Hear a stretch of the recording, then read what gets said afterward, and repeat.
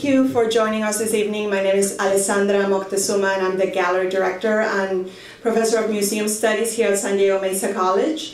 Thank you for joining us in this hot, almost like a summer night. I just want to say a little bit about this exhibition, Faculty Plus One. We do faculty exhibitions every couple of years, and I wanted to add a little bit of excitement this time, so I asked all of our faculty to invite a guest artist to show work alongside their own, or to sometimes collaborate. And we had some interesting instances where a couple of our faculty members actually invited their children to come and show their work. We just, maybe some of you saw the performance at 5:30 with Eve Laris Cohen, who's a child of Georgia Laris. And we also had some of the faculty who invited former students to show their work, and we had some faculty collaborating with friends and other family members, and so it was a nice way for us to reach out to this larger San Diego community. For the past 10 years that I've been here, I've been trying to figure out how to get from our college to connect to the different wonderful arts organizations that exist all over our city. And one of the ways that we've been doing that is that my museum studies students are curating exhibitions. Next week there's one that's opening at Space for Art, and that was a nice way to link us as an institution with some of these organizations. But the other way that I thought would be good to do this is to organize a panel discussion about San Diego arts collaboration and community, and invite some members of that particular community to talk to us, and for the students to learn about what each of them is doing. So I'm just going to introduce everybody, and we will follow with their presentations. I chose a fancy name for this. It's a pechakucha. And pechakucha is a Japanese term. It was coined by a group of Japanese architects because architects tend to talk a lot, you know, and their speeches were very lengthy. So they figured out a way that they would limit that, and they had architects present so that they would show 20 slides and speak just for 20 seconds per slide. And so that's what it translates to, 20 slides, 20 seconds. And so we are going to try to do that, emulate that. Not that artists speak that much, but you know. So anyways, I'm gonna introduce everybody, and then we'll follow. And then at the end of the presentations, we'll have some time for Q&A, so people have questions for our presenters. And I'll start over on our right with Susan Myrland. She's the director of Silvergate Consulting and a graduate of Mesa College Museum Studies program. She served as a curator for the art labs at the 2011 Art San Diego Contemporary Art Fair. And the art labs brought together over 150 artists and arts organizations. Next is David White. He's an artist. He founded Agitprop in 2007 with the help of numerous other individuals. The goal of his space is to blur the lines between the individual artists, the studio, the gallery, and the neighborhood, and to reimagine the form of the gallery as a tool for long-term engagement with a particular locality. Next speaker will be Larry Caveney. Yes. Got it right. Well, I have my accent, but that's right. He's interested in using his performative and video art to create bridges of communication. And actually, we do have one video work by him in the gallery. He was invited artist of adjunct faculty Anna Stump. His work highlights the ways in which norms are constructed by societies by challenging their boundaries and laughing at his own conformity. He runs the Garage, an exhibition space which he curates from an actual garage in North Park. Next would be Nuvia Crisol Guerra. She graduated from the University of California, San Diego with a degree in biochemistry and a minor in studio art. Her interest in art began as a way to assimilate her many experiences as a woman and a Latina. She's a painter. When she's not in her studio, she's involved in the San Diego community as a curator, promoter, and lecturer. Next up is Cheryl Nickel. Is an artist with a master's degree in landscape architecture from Cornell. She has exhibited installation and sculptural work nationally. Current work include a major environmental piece under construction, Path of the Just, at La Sierra University in Riverside, California, that honors world leaders including Desmond Tutu and Mother Teresa. She's a member of the Allied Craftsmen and a board member of Synergy Arts Foundation, and she's also a co-founder of Space for Art, which has contributed to energize the downtown area by providing a live and work space for artists. And last but not least is Barry Vasquez. He has a degree in political science and studio art from Stanford University. He served as assistant curator at the Centro Cultural de la Raza, where he curated Plan 9 from Aztlán and other exhibits focused on Chicana aesthetics and cultural issues. Since 2005, he has been a teacher at Southwestern Community College. Perry Vasquez is also a member of the Border Corps, a performance collaboration exploring the artistic process and the idea of mass creativity. Okay, well, thank you so much, and let's go ahead with the panel.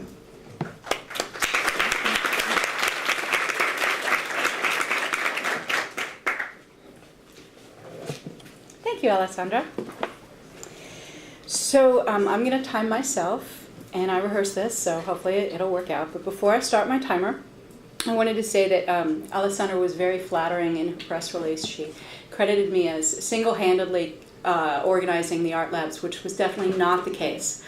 It was very much a collaborative effort. I would like to see a show of hands of everybody who was involved in the art labs as an artist, as support team, as friend, as contributor. We have lots of people here tonight, so it was really a fun process. And with that said, okay, here goes. So the art labs took place over Labor Day weekend, beginning of September, as part of Art San Diego Contemporary Art Fair. And okay. First, art labs are becoming a more common thing in commercial art fairs. The idea is to present work that gives a respite from all of the selling and talks more about ideas. What we did in San Diego that was a little bit different was we asked people to organize around a local theme and to speak to San Diego's identity and the things that make us unique. The other thing that was different was the scope of our art labs. Normally in a commercial art fair you might have 5 or 6 pieces, and we had, which button was that worked? That button. Okay, we had 19 projects all around the city involving, by all told, 250 artists, curators, volunteers, faculty, and students. We had a cluster up in North Park where there was Agitprop, Art Produce, Thumbprint. We had a cluster in East Village and around the Hilton. We had one at the airport, and then a cross-border collaboration between San Ysidro and Tijuana. And so it was very fun. It was very hard work, and it was very risky, quite honest, because there were a lot of things that could have gone wrong, but thankfully they did not. And this was one of the first pieces that went in. This was made by Nina Preissendorfer back there and Brian Zimmerman. And this piece was a very thoughtful, reflective piece, asking people to look back on their lives and in the midst of all of this art being created by other people, to think about what they had done. And this was a message both to the fairgoers and to the city. And it held up quite well, even when the Hilton staged a 9/11 memorial right on top of it. It held up actually conceptually and physically. And then this was the last piece that went in. It was on Sunday. And it's a community picnic made out of 1,000 feet of found fabric that Alexander and Savannah Jarman found as they were walking around the city. And we invited everyone to come down and bring their lunch and have this picnic. We had about 300 people, and they sat and talked about San Diego's future and what they would like to see in the city. We had this cardboard tree that Savannah made, and people pinned their hopes and dreams up on the tree. And this was lovely because people posed with it, they took their pictures with it, you had kids and dogs playing around, and it was really a wonderful day and a wonderful experience. This is from our cross-border collaboration between Casa Familiar and Casa de Tonel in Tijuana. And 20 artists were invited to create t-shirts, and there are only 2 t-shirts with each design. So somewhere out in the world you have a twin, and you may or may not know where your twin is. And the 2 studios were connected by video links, and here Melinda is Skyping with her collaborator in New York City to show her how this t-shirts turned out. Periscope Project has a shipping container for a Predator drone that they bought off of Craigslist. And they outfitted it to be habitable, and they put logos, as you can see the logos for General Atomics, and they put it in the back of a U-Haul truck, and they drove it around San Diego to General Dynamics, NASCO, General Atomics, and then they parked out in front and sat and had a beer. So it was taking the drone box back to its origins. There was definitely a theme of some subversive or clandestine action, which was intentional. This is Kevin Cow and Kim Garcia of K&K Collective installing their house that they created here at Mesa, installing it under the cover of darkness because we didn't have permission. And Drew Snyder referred to the art labs as a coordinated attack on San Diego's conservative aesthetic, which was very true.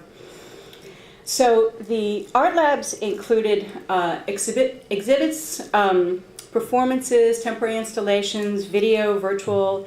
This was a piece that was at Art Produce. It was called Arterial, and it shows the San Diego freeway system as arteries and veins. And out back at Art Produce, there was more of a happening where people sent in video and photos from San Diego from the last decade, and the video was splashed up on the buildings, and the sound was incorporated into the music from the band. And they had these playful elements like the bowl of goldfish that had a camera pointed on it, so you could sit underneath the bowl and have your image projected up on the wall. So why do it? Well, one reason for the younger or emerging artists is to get your work seen, to build a resume, get your name out there, and participate in a very high-profile event. For Kim and Kevin, they built the house as a statement of their transition from students to professional artists, and so it made sense to transition the house itself from Mesa College to an art fair, an international art fair. This project, Invisible, they have portraits of San Diego's homeless, and they wanted to send a very powerful message about the beauty and dignity of the homeless people. And we put this right in the middle of the fair, right next to the dealer's booth, so that it was showing a different type of art and a different type of beauty. Stephanie Bedwell, who had a piece in the show tonight, she's an established artist, and she chose to participate because she could make something new and work with different people and work in different parts of the city. Space for Art, this is a photo of their rehearsal, and they had the largest collaboration with, I think 100-something people, 150, from the symphony and dance groups, and Patrick Stewart from Sushi, and they were putting San Diego on a regional, national platform to show what we can do and how we can work cross-discipline, cross-organization. And this guy, I don't know, he just wanted to dress up in a lucha libre mask and a skirt. This is Perry. And this is actually, Perry was part of a really beautiful piece that was called House of Tears that was, time's up.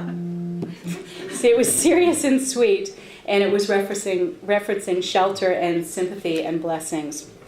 So in closing, what the Art Lab said about San Diego. Our art scene is very much like our high-tech economy. We are small, improvisational, entrepreneurial. We are a little wacky. And this last quote here, positivity breeds positivity, came from one of the Art Lab artists. And it was a very important message to leave with people that collaborations may be difficult, but they are, in the end, worth it. Thank you.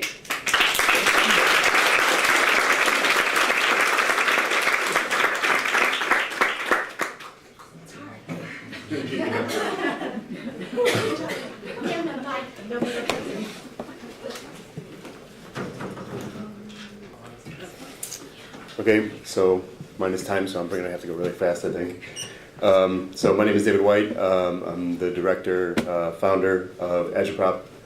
space in North Park, but extends outside of that space. And first I just wanted to talk about kind of the background of that space and some of my intentions with the space as a project, and then move forward to kind of raise some questions about collaboration and community, since that's what the subject of this panel and presentations are about. So I first started off as an artist, kind of working in a traditional way, working very much individually at an undergraduate degree in sculpture and video. And so on that first diagram, that was kind of the traditional way that our artist works, with maybe the white space being the public sphere. Excuse me. But then I wanted to work more in this way, where it's a little bit porous in terms of the institutional boundaries of the way things work, where the first one kind of channels through the gallery, channels through the studio, moves to the gallery, and eventually back again to the public sphere. But I wanted a little more of a movement, direct movement between those things. So that being said, I took as a starting point, in a way of trying to start over, took as a starting point those institutions and tried to call that my work itself. So instead of trying to make work to go into those spaces, that work maybe becomes the work itself. So I started this space called Agitprop, and it was based on these three fundamental questions. Can the space have a fundamental relationship to the neighborhood it exists in? What are the limits of structure and structurelessness? And what are the limits of permeability of institutional boundaries? And in a way, I view this as being part of my work, in that I see it as a performance, as sort of a long-term durational performance that has moments of more intensity or less intensity. And also this quote I also felt by Myrland in Euclid. I always saw performance as setting up a structure and having a lot of openings in the structure for other people to enter at will. One of the ways of setting up this structure, one of the strategies of setting up the structure has been through, that people could enter, has been through a hybridization of forms. And that is exemplified in this image right here, where we have a laundromat, and then Jacques-Louis David's studio in the Louvre here on the right.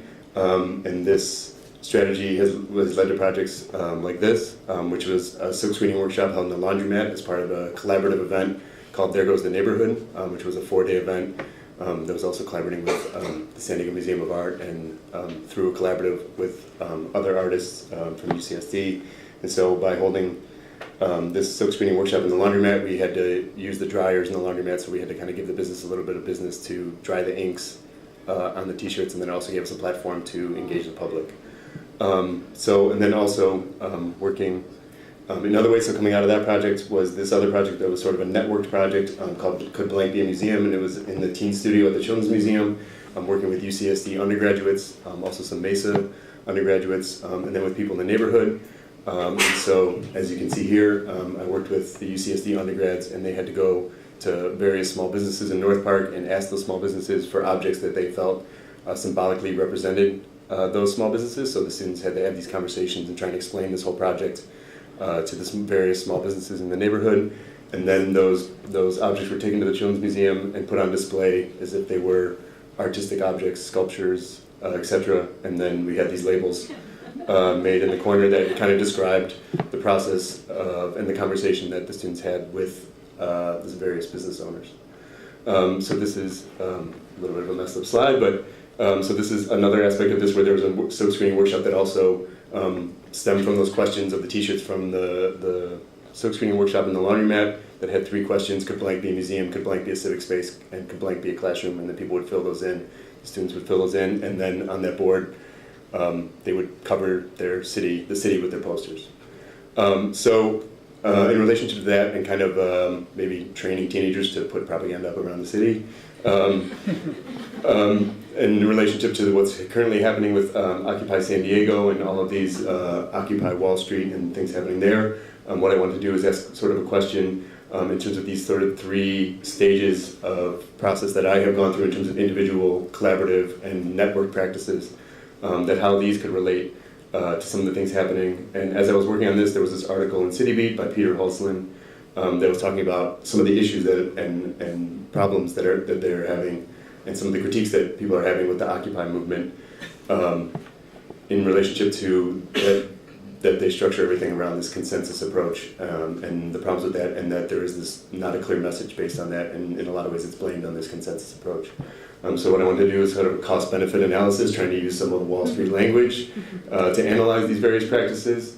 So with working individually. The benefits are autonomy, deviant ideas. You can have your own kind of ideas. You don't have to sort of clear those with anyone. It's very efficient. You can do what you want. The cost is isolation. The other aspect is you're easily co-opted because it's easier to market a person as an individual.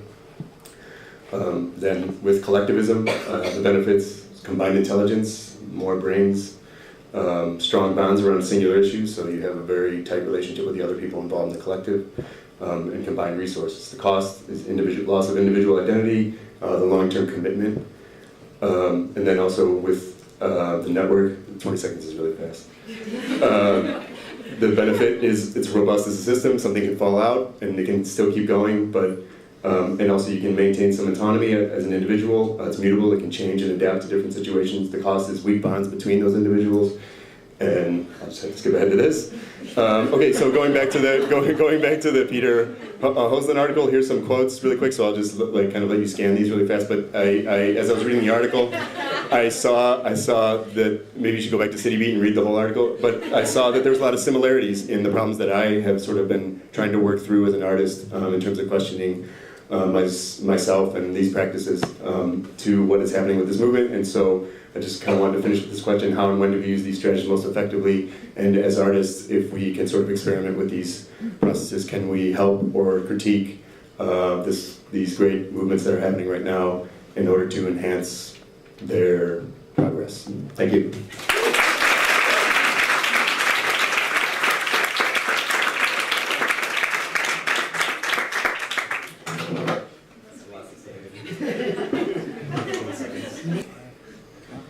Larry Caveney, I represent the Garage Gallery, and this is one of the exhibitions we had, I think it was 2009. I'm just going to show you a collection of exhibitions or work that represents those various exhibitions. There's my wife, myself. We started the Garage in 2008 in the respect of, I guess, sustainability, in the respect of having something to do, to make connections with the people in our neighborhood and the community, and also to curate. And here's a show by the nurse Barbara Goldsand that's observing through her work the idea of the medical gaze in respect of her relationship to the medical industry and also female in the respect of the medical industry.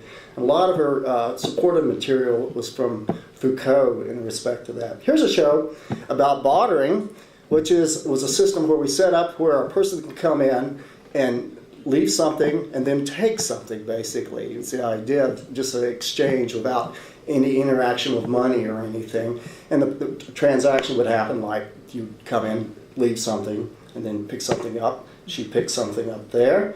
And it could have been a service or an object, whatever. And it was a great way, a great relational aesthetic in terms of making connections with people that you haven't met before in the neighborhood. She landed a painting. And it was interesting because it's not the usual opening. And here's the live sound art performance, which was a recent thing we did, which all day from 12:30 to 9:30, where we had all these sound artists locally would set up their equipment, their technical devices, and their cans and bells and whistles, and one by one they'd go through their composition, and it's quite extraordinary. Here's a pajama party, which was this domesticated idea of sharing erotica, which was from Richard Charles Davis, where he transformed our garage into a bedroom where people could come in, check out some erotica, have some milk and cookies or tea or whatever, and it went on all day, and it was fantastic. Here's I Caught You Peeking, where it's an annual show we do based on the idea of the male versus female gaze, and you know, there's a lot of translations of this within the show. But it's an opportunity, like most of these shows, to give somebody a platform where probably they wouldn't have had a platform to show such things. Here's a show we had in response to the museum, the Contemporary Art Museum, in the course of the regional show. It was called the Reject Show, and it was all the people that got rejected from the show. So it was quite a lot of fun in that respect, you know, a lot of, you know, well, just hanging out and, drowning our sorrows, I guess. Here is the International Sound Event Show, which is another sound show we have in respect of John Cage. Every year, I'll do a call out through Arts Association or Craigslist or whatever, and people will submit their MP3s within their sound art compositions. It was a lot of fun. And, I got to talk about that real quick. We actually show those, we play those compositions in respect of pitch dark. It's a seated situation, so we experience the sounds. This show here is from Dee Dee Harder and Richard Reyes, who's a local artist, and it's all based on storytelling, using the figure as a narrative. All right. Local show, 8 Women and Their Landscapes, where I think we have Jeannie Dunn over here, was part of the show, was just a survey of local artists that were thinking about landscape and their point of place. And it was installation. We had a visual haiku piece and a lot of painting as well, and it was a lot of fun. That was the visual haiku there, where there's ice on the top and it would melt and the rocks would fall and it would make this nice crackling sound as it would process into the evening. Yeah, right. Okay, so a lot of fun with this one. A lot of people showed up, we had sangria. And, okay, here's a show called Becoming the Animal. And, it was interesting because I was observing a lot of people. Every now and then I observed this surfacing of the idea of the primitive and the idea of people using animals as a metaphor. And I don't know what that's about. Maybe it's a cultural phenomenon in terms of a system of need, getting back to the primal self. Here's Jessica Rockage. She's from West Virginia.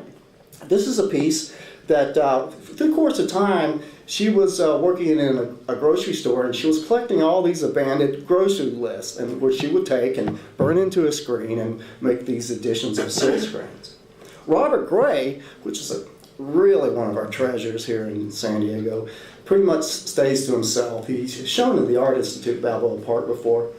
But, early abstraction, kind of, in a constructivist vein.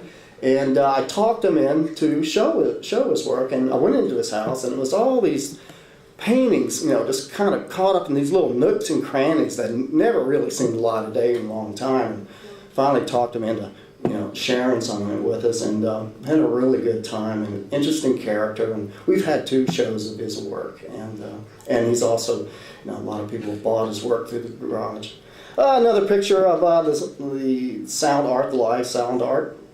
We're really lucky that no one called the cops on us that day, because it got pretty loud in the neighborhood. It's a residential area, by the way. And but I think a part of it is that it's kind of this open door policy. You see the door open, come in, and share the festivities.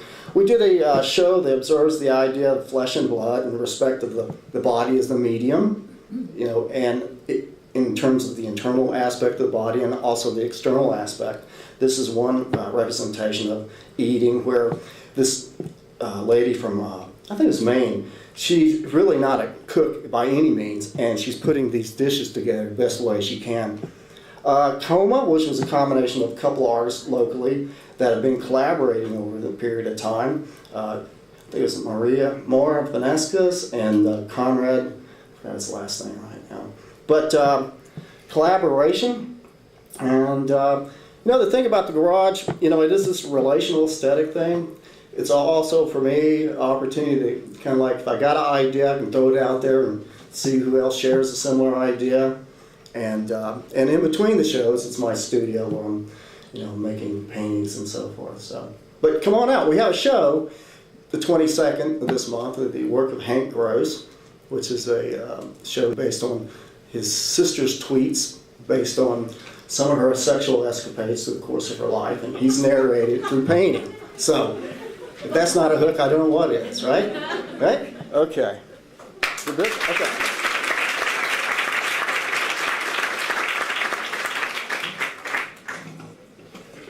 Whoa. Well, first of all, I'd like to thank Alessandra for inviting me and letting me be part of this panel, and I'm really honored. I admire and have really enjoyed all the work that a lot of you have been doing for the last few years, so thank you for having me here. I'm a transplant from Los Angeles, and I came to San Diego to attend UCSD, top 10 school in science. That's where I wanted to be. And how it says, you can take the artist out of the community, but you can't take the community out of the artist. I graduated with a minor in studio art, and the major, I'll tell you all about that some other day. My name is Nuvia Crisol Guerra, and I found my niche in the San Diego community by going to events like Ray at Night. At Ray at Night, I started participating in group shows and had these great opportunities. That was the first time I had a contact with a Mesa College faculty member. Robert Sanchez was one of the members that would always go out and support artists and encourage young artists like myself.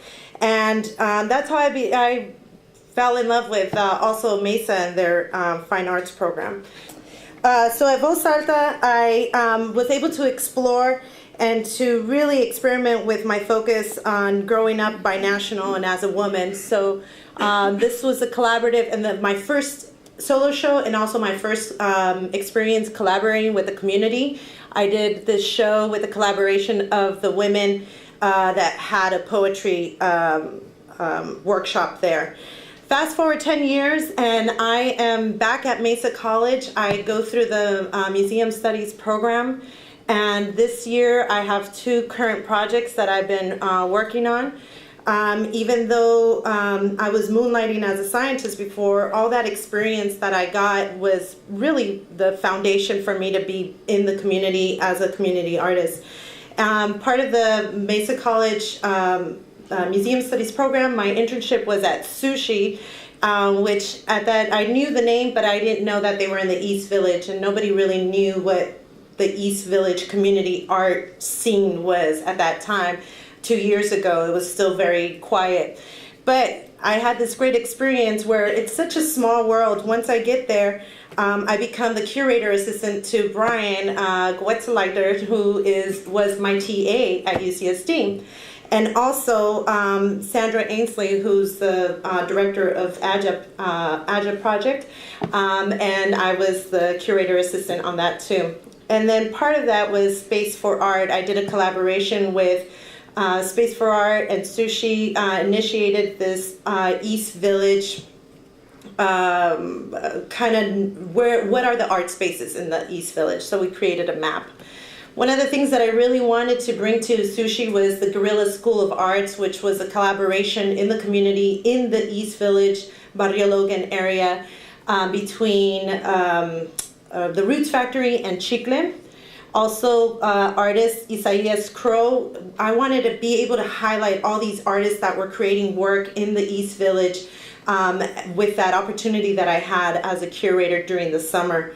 So these were also opportunities for that East Village neighborhood to see what these artists and what the community was anxious to talk about.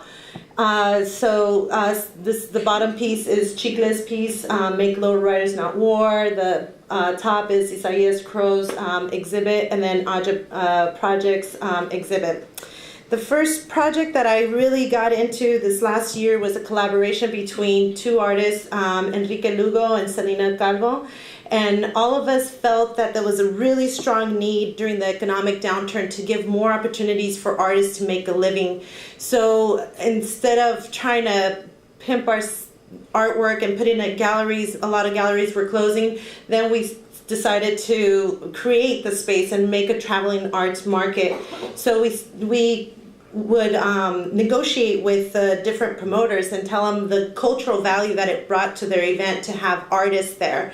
And in that, we brought a really diverse selection of jewelry makers, natural beauty product people, the artists, jewelry artists.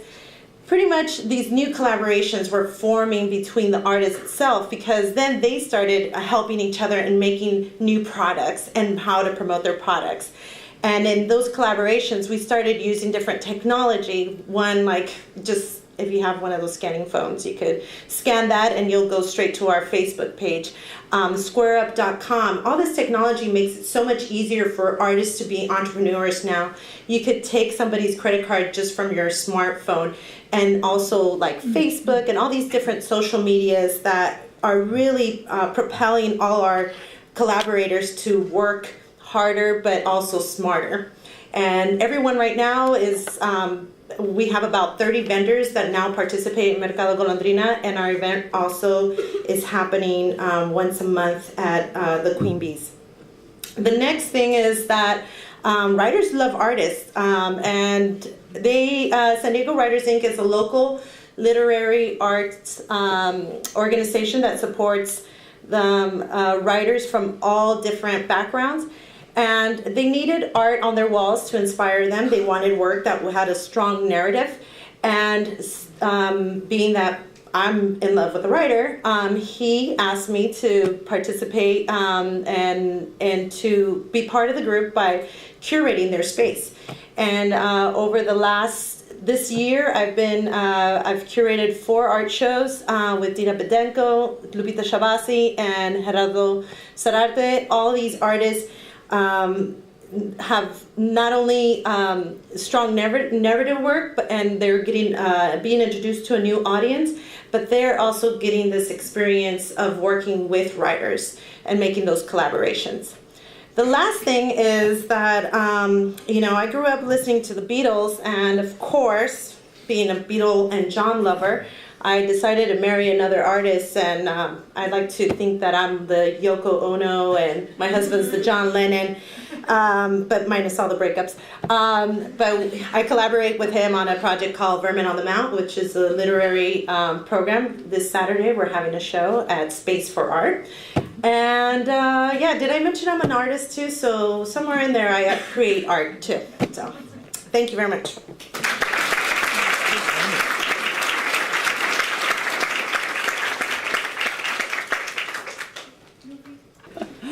Let's see.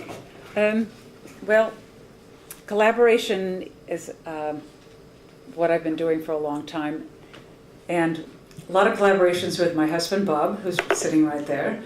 I will talk mostly about Space for Art. Have any of you been there? Would you raise your hand? A lot of people here.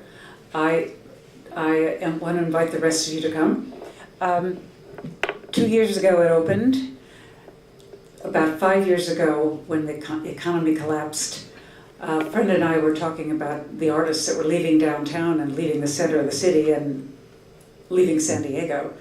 And she talked to me about how we needed an artist district or something to keep artists here.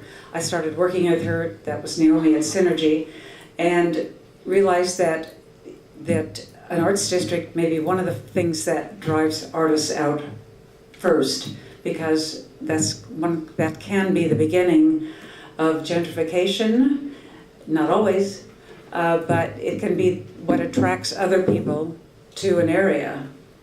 So I started investigating what was happening around other cities, and a lot of them are making room for artists in permanent, low-cost, affordable artist space.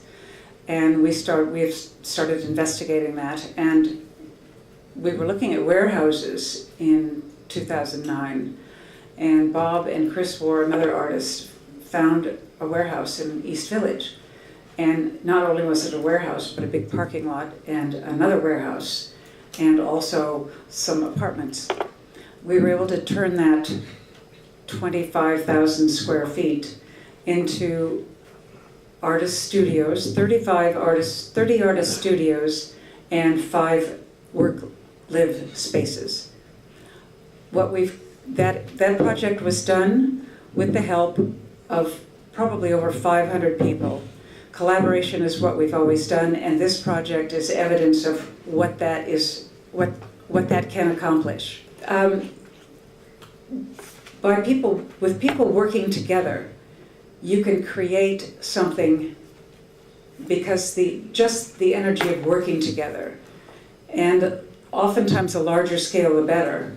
You can create a sense of excitement and a sense of energy and create a center of things happening. And I think that Space for Art has become that, and is becoming that way beyond what we imagined. We had over 1,000 people for our opening during the art lab, with over 100 artists and other people volunteering, and many groups are now coming to have shows at our place, as you probably heard from people here that are involved with us. These are some of the upcoming shows. This first slide shows the beginning of the open warehouse, and we were talking about the first people that were coming to volunteer to help build these studios. This is a model, and Bob's an architect, so he takes charge of the construction, and I don't know how he does it, but he can keep up to 5,000 people working at once. But this was more like 100 or 200 at a time. So these are some of the shots of people working together. These give you an idea of the events that are happening. Those are the first openings, and gives you a sense of our outside area. We've built a spectacular stage, and that is a modular system which we think can be used for other events out in the city. One of our concerns is that not only do artists have a right to be part of the creative economy that everybody's talking about, but we are concerned about perhaps maybe almost 99% of the people, if we're not aware, if we're not working on it, those people are going to be left out of the creative economy. Everybody's talking about this sort of creative, innovative stuff that's going to be happening. The question is, how do people get to be a part of that? So those are the questions we are looking at Space for Art, and at the same time we are looking for a permanent home. And we are also trying to look for innovative ways for artists to be part of the community, to collaborate together, to collaborate with other groups, and help make the creative economy a more fair society. Thank you.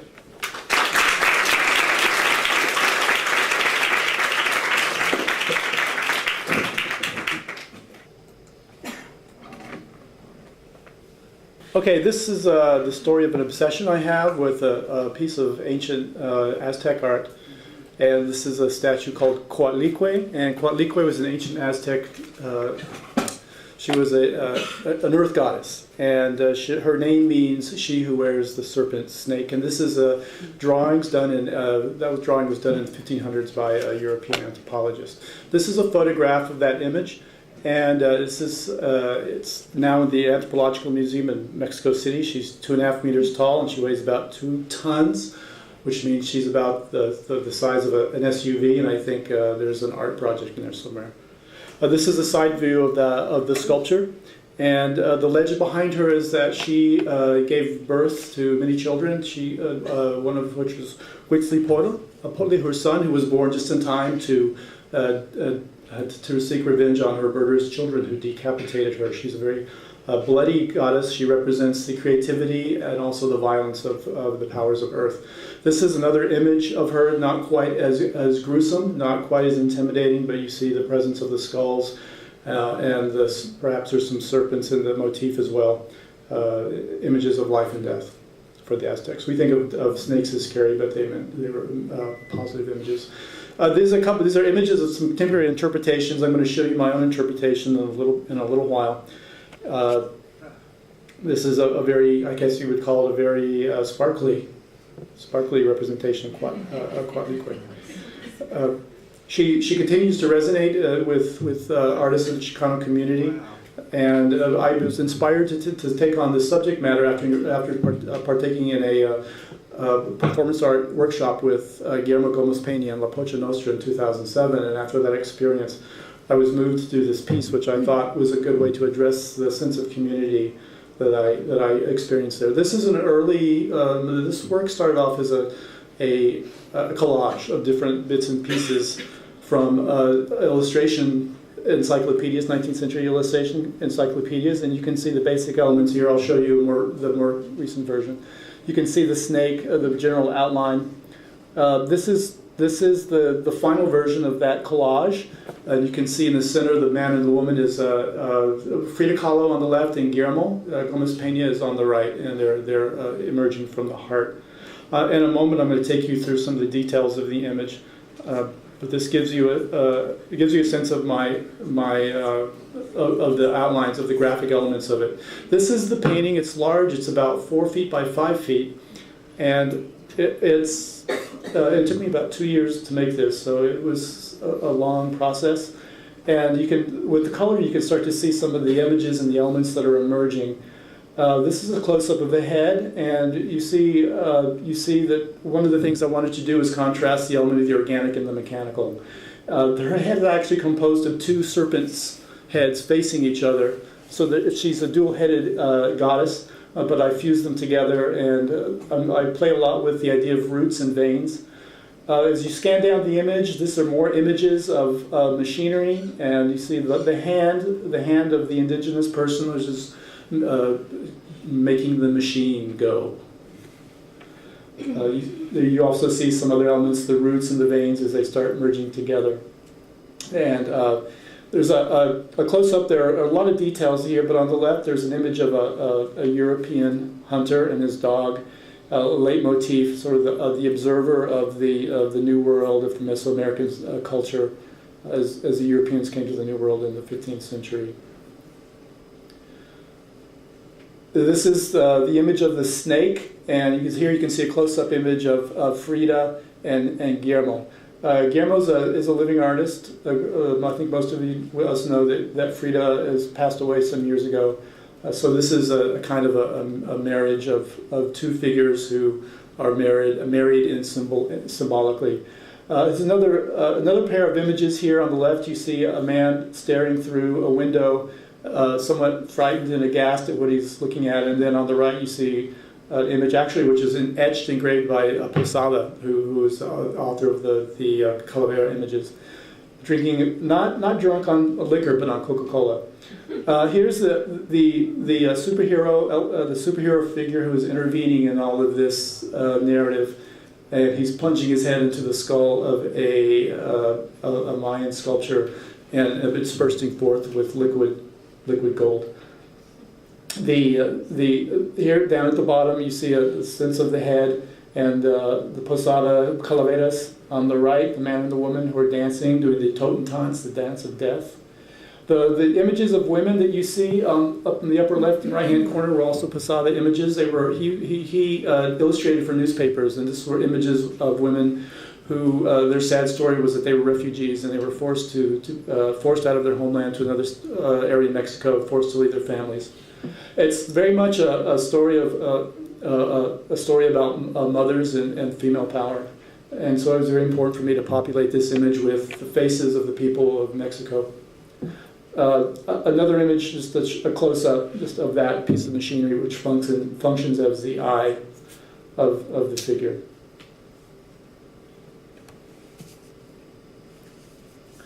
I wanted to say that over the 300 years of Coatliqui's existence, she was buried and exhumed 4 times by the Spaniards. Every time they would bring her up, the indigenous people would begin to worship her, and the Catholic priest would immediately order her back into the ground. In 1820, General Porfirio Diaz unearthed her for the final time, and she's been above ground ever since. I'd like to say in conclusion that I think that perhaps the reason that this image appeals to me so much is that she, I think, sets the paradigm for the original underground art.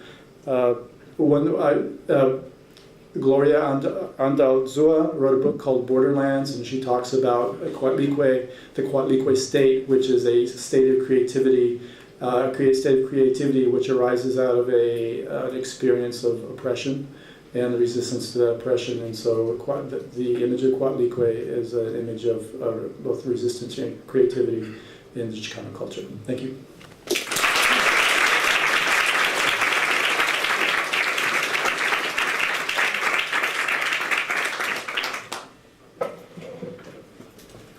So, where's Coatlicue when you need her?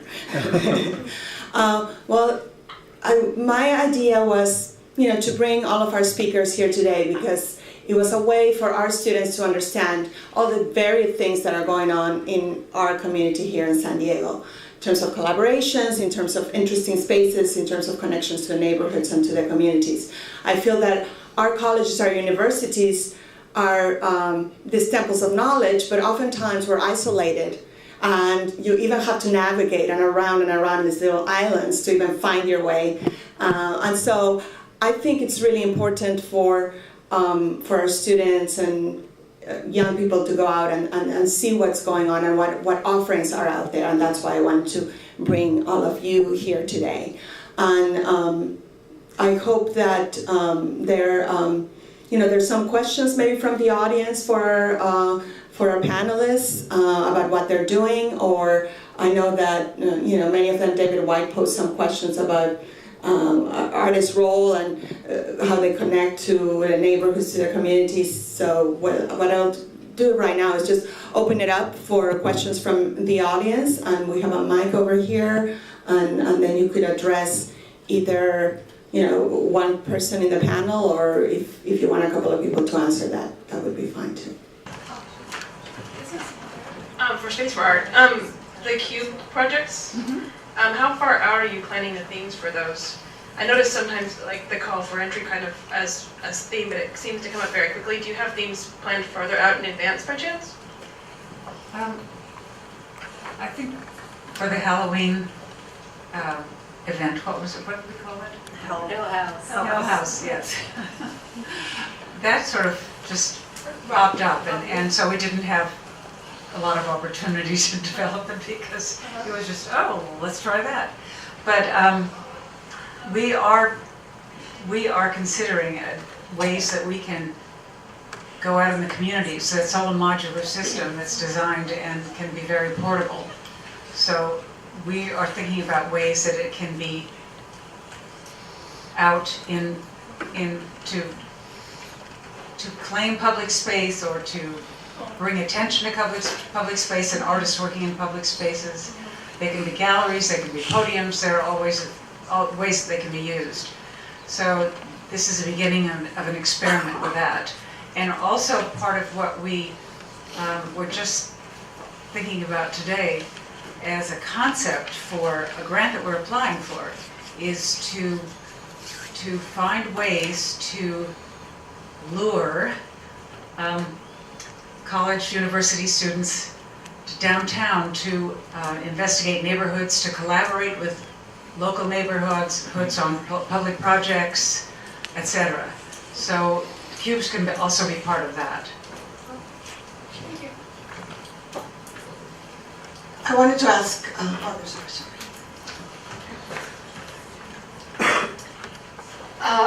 All of you presented tremendously energetic and exciting ideas that you have generated, you have come together to generate with other people.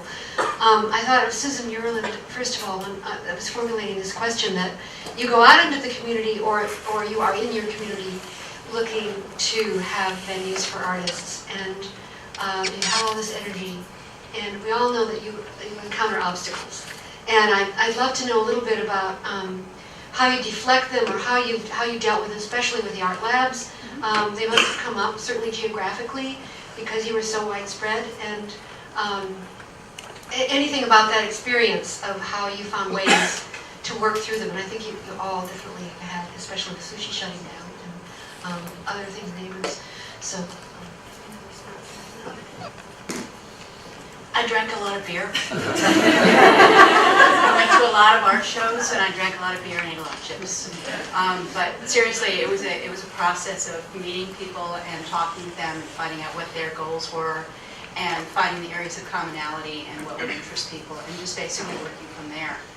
One of the things that was risky about the art labs is that it was entirely artist-driven, and basically, from my perspective as a curator, if somebody had decided the day before that they were going to do something completely different, I wasn't going to change that.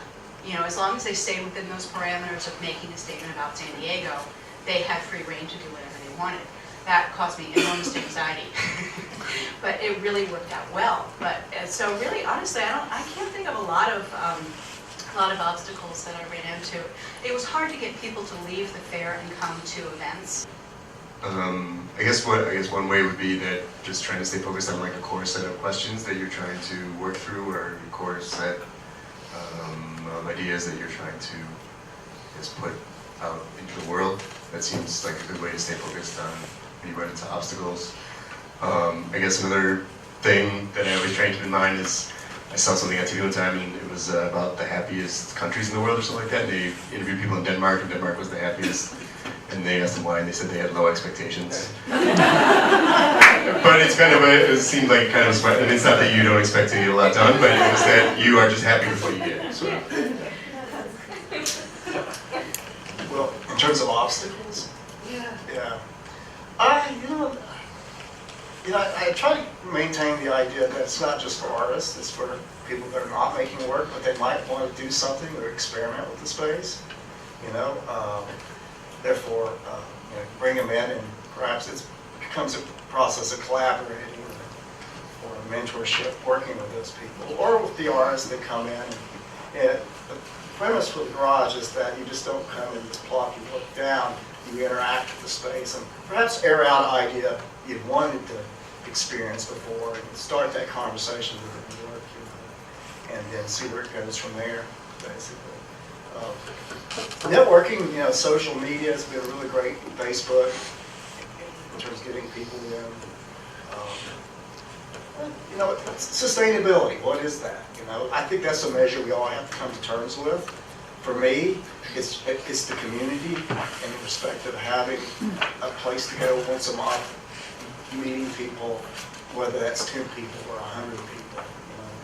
And that's satisfying enough. So as allowing the idea to dictate, not the usual model of the idea of exhibition space, but just the idea. And once it manifests itself, then that's sustainable enough. Obstacles. I think the biggest learning experience in being involved in the community and to work in a collaborative is the own obstacle of not having control. And I think that's what Susan's talking about too. And so I think that, for me, being a person that is very controlling by nature, just, psychologically scarred by my parents. But, no, just kidding, they did a great job. But I've had to let go of the control, and especially when working with other collaborators that, they like to design things the night before, and they like to send out invitations the night before, or, like different things, but I'm not criticizing them, because I do the things the night before, hence my presentation.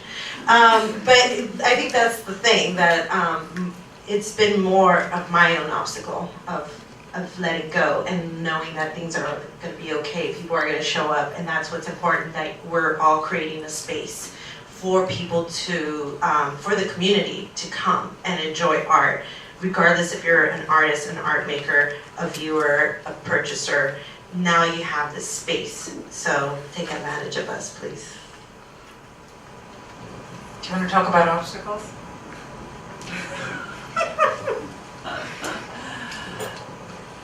One thing is, you find out artists that want to do art mostly have to have other full-time jobs. So in our case, getting people to volunteer and put in time to do projects is hard. Everybody's working, trying to support themselves. Again, getting everybody to agree to certain objectives is always an interesting process, even between two people. And then wondering how long these processes and these projects that are very successful now, how they will continue. And what is their lifespan? Should we look for permanent housing for artists? Should we do something else? I don't know. So I guess just wondering where we're going, and all of that is part of what's hard sometimes. Any more comments? Obstacles to making art. Could you say that's the question? That's what I'm getting. I was a couple hours ago. I was getting ready for this talk tonight, and I was getting my notes together. So I went to a restaurant because I was hungry, and while I was waiting for my food, I thought, well, I'll make some notes and jot down some ideas. And I couldn't think because I was too hungry. And it sounds silly, but you know, if you can't feed yourself, you can't do very much. And we've got a lot of people on the streets that can't even feed themselves, you know, and we're making art and it's great, but there are a lot of people who are in a very difficult position in this society. And it's a pretty good, it's nice to remind ourselves every now and then of what we have. I think, you know, beyond the basics of being able to feed yourself and shelter yourself and do all those things, the obstacles that I find, because I'm a teacher, are getting students to realize what their own potential is, and you know, what are their strengths and what are their weaknesses. So when I get a new bunch of students, I come in and I ask them to identify themselves out of a group of animals. These animals are from the Shaolin School of Kung Fu. So they say, are you a dragon? A dragon is a mythical conceptual animal that rides the wind with emotion. Or are you a tiger? The tiger is bold and emotional, and it's spontaneous. Are you a snake? A snake has rhythmic endurance and it creates beautiful patterns. Are you a crane? A crane is balanced and rooted. There's one more maybe. And there's the praying mantis. Praying mantis is patient and cultivates stillness in order to create action. So once students are able to identify what their creativity is, they can then begin to grow. But I think the obstacle for individuals, and especially young artists, is just like trying to figure out, you know, what the hell it is that you're all about, where your strengths lie. Maybe you're not the kind of artist who goes into public. Maybe you're an artist who prefers to stay in the studio. But I think the thing that you have to remember is that as your persona, as time develops, you may indeed evolve from a praying mantis into a tiger. So it's a journey, it's a path, you just have to stick with it.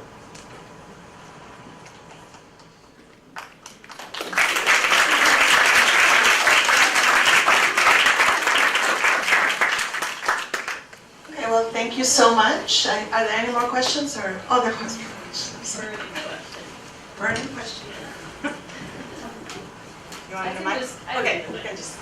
So, in terms of 2011 San Diego, do you see things as having improved over the last decade? And like in terms of connections between artists and arts organizations, do you see that growing? Like, do you feel positive about it, or why? Okay.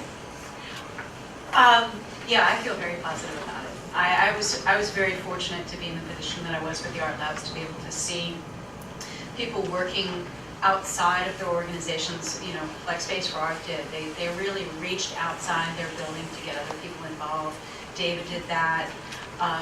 You know, really everybody did, and people had fun with it. And one of the things that someone told me, one of the success factors was the fact that it happened over the summer.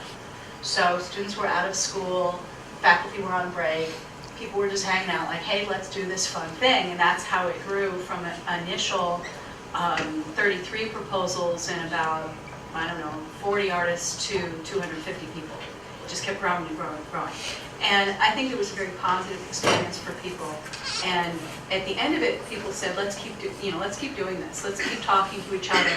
We're in a market that we don't have a lot of resources. We don't have a lot of things that we can take for granted. So let's work together instead of compete. So I'm stupidly optimistic right now, frankly.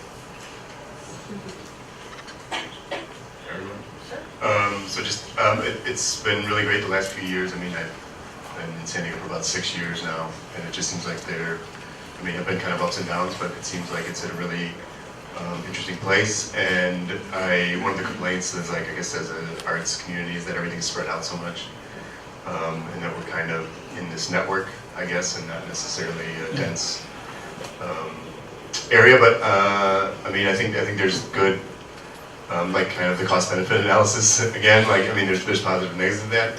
In some ways, it's beneficial to have things work in little nodes, in that it, you know, as soon as you start to label something as a particular thing, then it always sort of gets subsumed to that. Like you know, you're always like Little Italy, for example, in San Diego. I mean, it's kind of like a Disneyland version of Little Italy. It's not like, and if you know, so as you start to label something like that, it sort of takes on this this sort of singular image, and maybe gets appropriated by forces that you do not want to be appropriated by.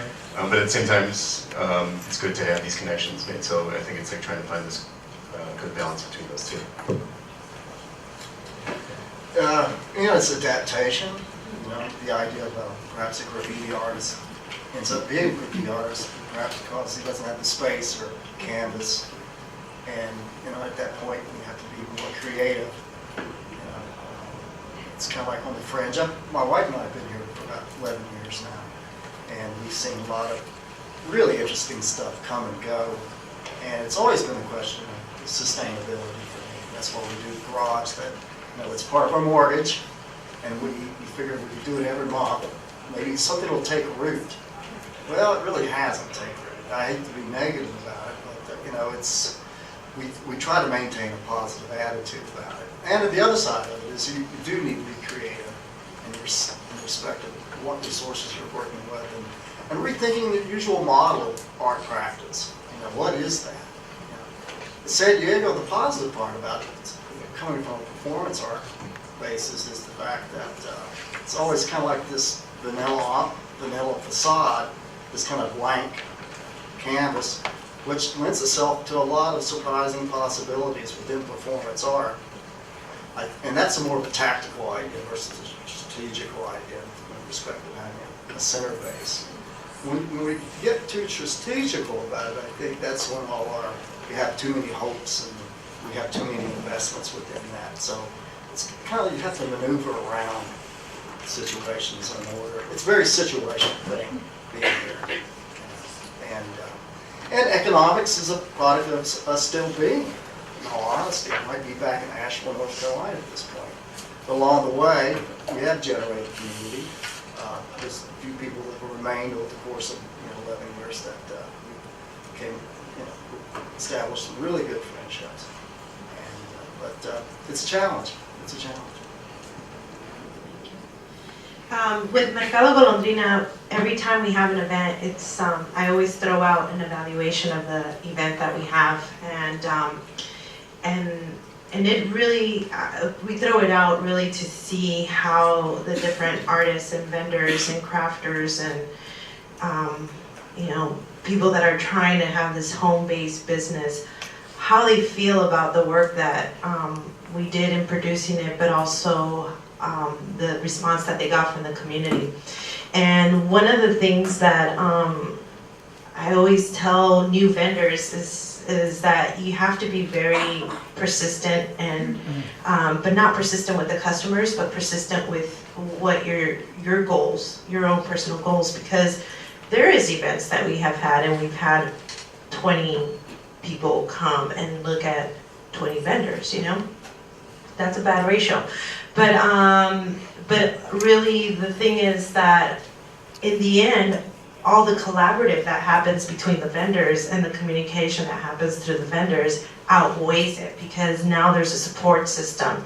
So it goes back to like this kind of collaboration that gets ignited and communication that gets ignited between different artists that are doing very different things, but it works, and it just goes to show that it's a community that it's right there. All you have to do is put the platform out for it. So I'm just honored to be able to work with so many artists that are willing to trust in this idea that I have and that my collaborators have. So persistence.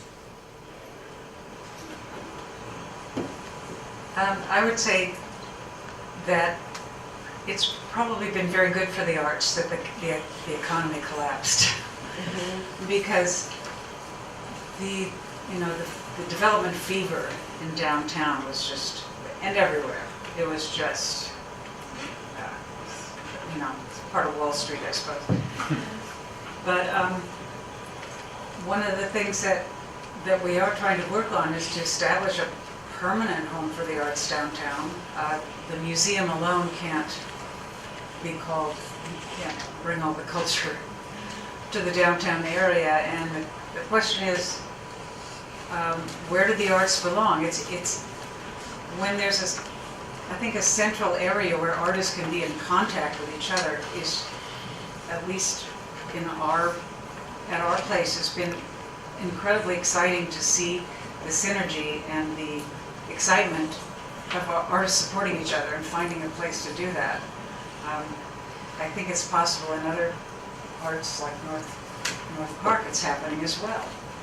When you have other artists that you can hang out with that are in your neighborhood. I think that we can establish that in various parts of San Diego.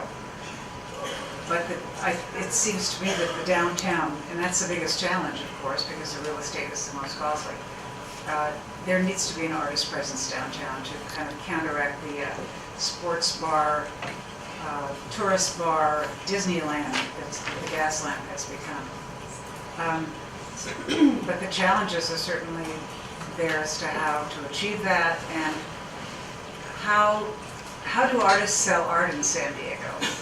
I think that you're looking at a whole new world of what art is, and art is part of an investment strategy for a lot of people, and a lot of the biggest art collectors in San Diego they get their advice from their LA or their New York galleries, who advise them what good investments are. I think bringing art to the streets and communities is a way that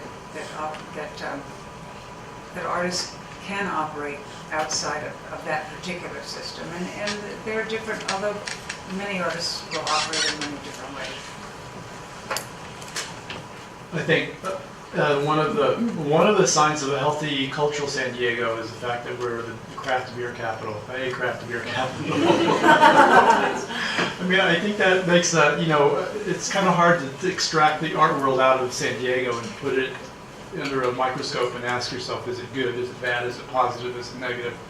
I think that it's part of an organic, up from the bottom culture, things that are growing in San Diego, and it's one of several cultures that are growing, and I think it's healthy. I'm a little bit fatalistic because I've been in San Diego since 1987, and I see some faces up there. I've been here equally long, and in those days, you would punch. It'd be like punching thin air because there was no response. Very little response. Now you can throw an artistic punch at it, and you can land it. And I think for young artists who are coming up, one of the things that I hope that you develop is a willingness to cooperate in the dialogue that goes with growing an art community.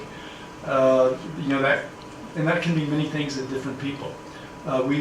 David started Agitprop Blog, which is an extension of his project Agitprop Space, and so we're doing our part to create some dialogue around art. And you guys can do it too. I challenge you to do it.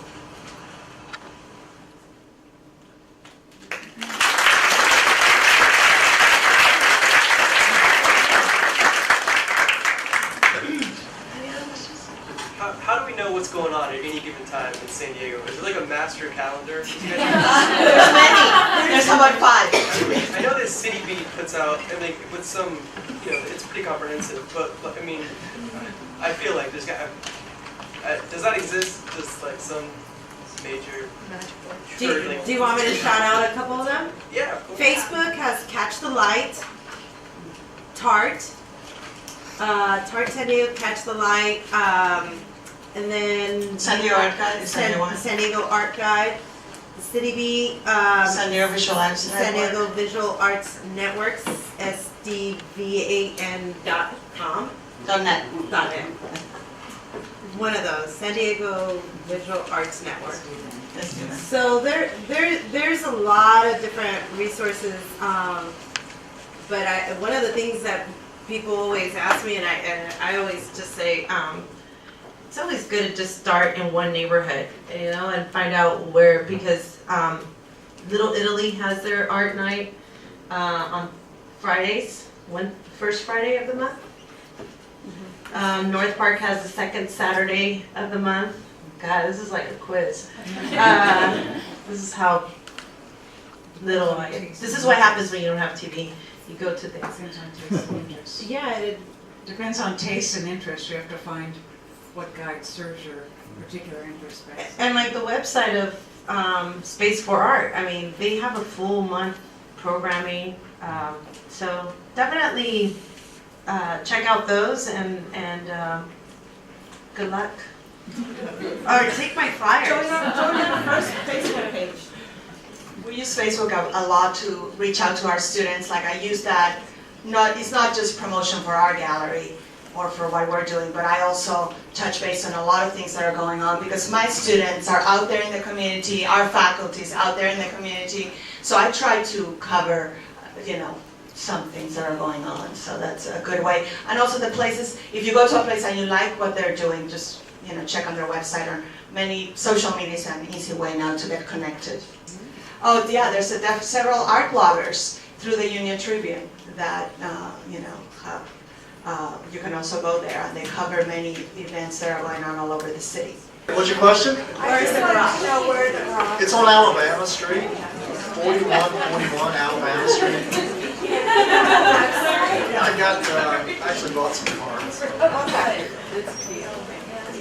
Want to pick up the card on the way out.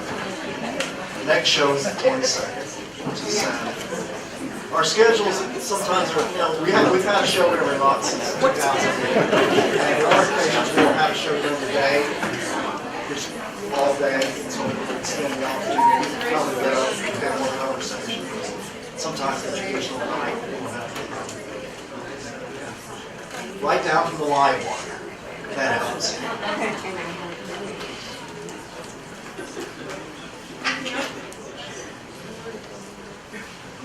Okay, well, thank you so much, and I just, Perry also Southwestern College has some great shows out there. Yeah, Southwestern College. Yes, great shows. So I'm going to do a little plug now. Okay. My museum, well, how has the arts community grown? When I was hired here 10 years ago, I had one student in my advanced museum studies class. Now I've had 9 students this semester are curating an exhibit. Last semester we had 10 students. These are my advanced students. My beginning class is also wonderful because they help us put together the exhibition. So I want to thank those who are here. But one of the ways I see our community grow is our students are curating this wonderful show at Space for Art. Thank you, Cheryl, for letting us use your space. And it's Stillness Interrupted. It features Kevin Cow, who's also one of our students here and also was part of my course. And I'm excited to see Nuvia and Susan actually went through our museum studies program and now they're doing amazing things out in the community. And our students are interning in many of the different organizations for the photography exhibit and for Space for Art and sushi and many other places. So that's a little plug for us. Thank you very much for coming. And thank you so much to our panel. You're wonderful. I'm sorry I put you through the Pechakusha torture, but survived.